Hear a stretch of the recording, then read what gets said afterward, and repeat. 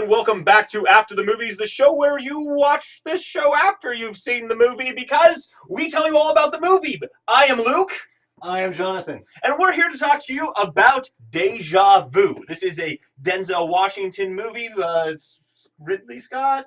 Tony Scott making this movie here. And I will say for me, I enjoyed it. Like right off the bat, like the movie starts and I'm enjoying it. I enjoy it. I've seen it multiple times, and every time I'm like, solid movie. The first thing I'll say about this movie is that it plays really well to Tony Scott's strengths. Because Tony Scott is a big fan of like the multiple fast-cutting, random, like you're in close on one shot, you're out far, you're kind of concealed somewhere, you're moving around a bunch. Like Tony Scott is extremely, like almost jarring in a sense, is his style. Watch Man on Fire, okay? Like watch any of his stuff. The more he got older, the more he got refined, did what he wanted to do. Phone Booth, this movie, they are all very jumping around. And it's not you don't know what's going on. It's just very fast-paced, lots of shots going all over the place. And for this, where it's Deja Vu, and it's like the whole thing, right? Again, spoilers of the movies, where it's a machine that looks back in time, so you're kind of seeing things from a different perspective than when it's already happened, and you're moving around. It all really, his style really works well to convey the feeling, the emotion, the thought of this entire world, how this works, this machine. That's just something that I want to say right off the bat. Tony Scott is a great choice for this movie. He's the right kind of thought process for this movie. And it moves. And I like movies that move. I think it also it goes really well. All the characters fit really well. I really like the way that everybody kind of goes together and does everything. Some of the stuff's a little bit random, I feel like. You know, like when we get to like, you know, Jim Caviezel's character, like in his thing with Destiny, and like I'm like, I'm not exactly sure where you're coming from, which maybe that's the point because he is kind of like this crazy guy, you know. So right, but isn't the whole thing he feels like Destiny because when they talk to him, he has that entire speech. It's after he's already killed Denzel and he did it already, and so when Denzel shows up and he's like, "Ha! Destiny's on my side because you showed up earlier and I already killed you, and I don't know what's going on, but something weird's going on, and I already won." So. Interesting. So the time loop element is on his side. That is fascinating. Yeah. I can't believe I didn't notice that before. I'm slow. I'm slow sometimes. So yeah, all the characters, I really like the way they work. I like the effects. I like the way they go. I like the way that they talk about time. I like the way that they do the time thing. Like it just like all of it is good. You know, like hey man, yeah, if we're gonna send you back, like it's gonna stop your heart. Okay, well we gotta revive me. You know, like there's good stuff with that. Let's talk about visual storytelling for a second because this is a story about time, looking backwards in time, and time loops, paradoxes, diverting timelines. Stuff that freaking screws normal audience viewers over, generally speaking. It's or the less than clever of us. Yep. Right. It's just hard. There's a lot of information going on in those things, and depending on the movie you get people sitting down going like, well, if this was to happen, then perhaps this would happen, and then perhaps this would happen. And that is the absolute worst way to convey that kind of information. In this movie, how do we convey that this is a time machine? Denzel Washington takes a laser pen, shoots it through into the monitor, which is a visual thing in of itself that they're watching, and you see, and that's the whole thing too, right? Is like they're using the world within the world thing because you're in a theater or you're watching a screen, he's watching a screen, he does something you could do right now, only they react to it, right? Which makes a direct connection. Hey, no, stop that. You totally just used your stinking laser pointer, didn't you? Yeah, okay. Stop it. No more of that, all right? No, so anyway. Distracting.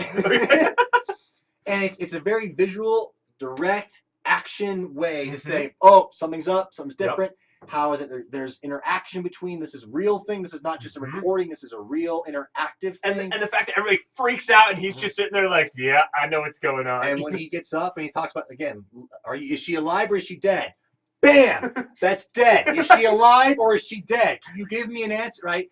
That's the whole thing. Everything that he does in that sequence, everything's written out, is not just, I mean, there's a lot of dialogues, a lot of concepts, but when it gets too heady, they immediately have a character do something actionable to showcase, to create tension, to hide the exposition, but also to showcase what they're talking about. Well, and with that then too, also the dialogue is just insanely clever, right? Yes. You know, it's like this monitor is dead. It did not transfer into an alternate dimension of entropy. Like it's so good. Yep. So there's a lot of really good things like that too. Even down to like, you know, the stuff like, guys, is there any like forensic reason why we should be watching this woman in the shower? You know, like Right. there's just good stuff, and just everybody's like, yeah, but we don't want to tell them to turn it off. Yeah.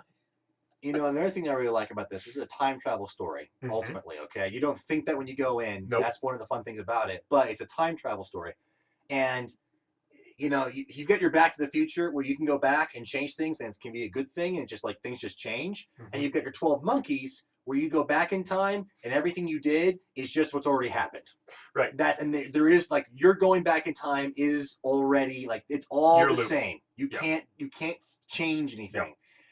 I appreciate both. You like the changes that can happen, and when back, you want to feel like there's characters making changes on the world, exerting control, doing something to make the story progress. But you also, I love the idea of 12 Monkeys in time, where it's like, hey, time's way bigger than you think it is. Right. And the cleverness of being like, everything you've done has already happened. Like, you're not really changing things. So how do you get the best of both worlds? Deja vu. You've got the alternate timeline theory, right? And the whole thing is the pebbles, right? Like throwing pebbles into the big river that is time. So it's a time loop, and everything he does, he's already done. He's making it come to pass. Yet he can change at least one little thing or a big thing. Like saving the girl.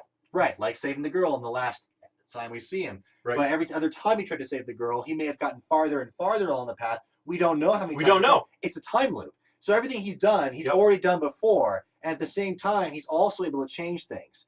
But it's just little diversion, a little bit. It's not like Back to the Future where it's one time, huge diversion. It is just little.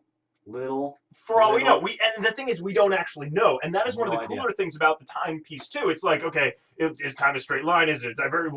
You know, exactly how does this all work? We don't really know because our character doesn't really know. Right. In fact, and the scientists don't know. Right. Nobody knows. And it's like, you know, I'm looking forward to blowing your mind, and you don't get to blow his mind because it didn't happen that way, right? So like, we don't know. And so could we be in a time loop ourselves? Yes, we could. And if you just push replay on this video, you'll be in one. That's the other thing. The scientists are humans. Yes. That's a really big deal. Yes. The scientists aren't like automatons who have all the exposition and have to deliver it to you little by little. They are real people who are just as confused. They have just as many questions as you do. They happen to have more information, happen to be really smart, but they are not like in a whole other realm of existence in an automaton. You know, they're like, you know, alternate time theory. I'm not sure if I really buy into that or not. It's a theory. It's a thing. It's possible. I mean, that's what it means, but we don't know. Right. I'm not sure if you can get a note back in time. I'm not sure we can send you back in time. If we do, we'd probably kill you. I don't know if we can do it right. You know, it's just human interaction, right? And how much money would it, or what's it? That's worth $10 billion.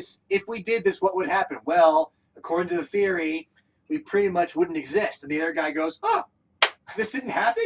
Right. That's worth $10 billion right there. Well, and like, hey, you know, remember when we blacked out the entire nation? My bad. You know, like there's just so many good things there. So I would say Deja Vu is just a really fun ride. It's good stuff, but there's still enough tension and enough danger and enough things where you're like, oh my goodness, this is just happening all over again. Like where you're like, is she gonna lose her fingers? And you're like, no, you know. So just the amount of tension that they're able to put into this movie, even though you know they have to win at the end, it's a good, solid ride. It's a good ride. It's a good movie. The characters are, and actually in a lot of ways, what makes it work, which is kind of surprising because it's a Tony Scott film, and a lot of no bash on Tony Scott, but like isn't he the guy who did I think he did Top Gun back in the day. So like he's kind of the guy who's part of the Jerry Bruckheimer and that movement of cinema being a lot more action blockbustery and not necessarily being totally character driven or anything. It's just like big spectacle, and it's kind of got a lot of spectacle, but it's really grounded. Denzel does a good performance. Paula Patton does a great performance. All the scientists again are a lot of fun. Val Kilmer's a lot of fun. Like they're all like believable, enjoyable characters you want to be around or be interested in. Even Jim Caviezel as a bad guy, like he's just kind of crazy, and you're like, well, he could in a lot of ways he's kind of your typical crazy bad guy, but there are levels that you could see where it makes sense in his head, right? Because the time loop thing, it's kind of like there are things going on that validate his insanity. But anyway, it's a character-driven story in a lot of ways, even though it's totally a spectacle piece as well. And that's kind of the best of both worlds. It's what you want from a movie like that. So it's proper amount of headiness, proper amount of spectacle, action, proper amount of character-driven, some romance even, like a lot of things going on. So, yeah, Deja Vu, good flick. And I will say that for me, probably one of the things I like the best is that at the end, they set it up to make you feel like they're going to say, wait, did I just experience deja vu? But instead of doing that, Denzel Washington thinks, and then he's like, nah. and it just goes from there. And I personally love that. So thank you guys so much for joining us for After the Movies, and we look forward to seeing you next time. Just no more laser pointers. Yeah. Deja Vu!